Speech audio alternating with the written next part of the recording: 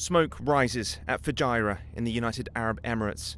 A car driving past an oil production facility catches the flames licking silos.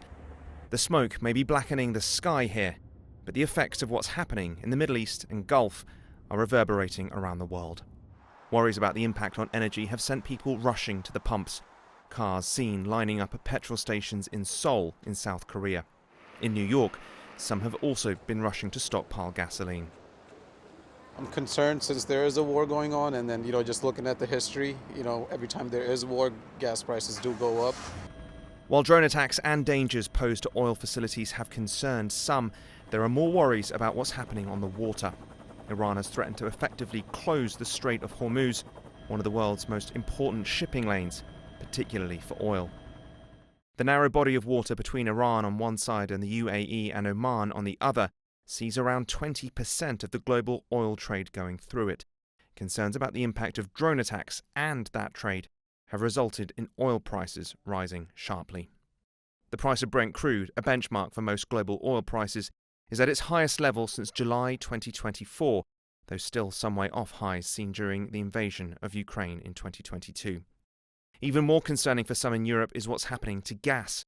European prices of liquefied natural gas have soared over the last 2 days. That's partly because Qatar is the world's third largest supplier of LNG, and almost all of that is exported through the Strait of Hormuz. The whole thing could drag on for a long time, and that's the big problem, especially when it comes to oil supplies for the economy, which naturally have an impact. We currently have an unclear situation, and the longer it lasts, the more it will hurt. This is an acute problem for Europe more than anyone. Here, countries have been trying to cut their dependence on Russian gas over the war in Ukraine. But if supplies from the Gulf tighten, they could be forced to turn back to Moscow for more energy. Russia is going to be strategically a big winner of this situation because higher oil prices mean for Russia much higher rents, much higher revenues for the state, and this is exactly what Russia needs to keep financing its war in Ukraine. This crisis is not just about oil and gas either. It could also disrupt things like fertilizer production, fertilizer trade, and therefore have a knock-on effect on food supplies, for instance. But the bigger economic question is about inflation.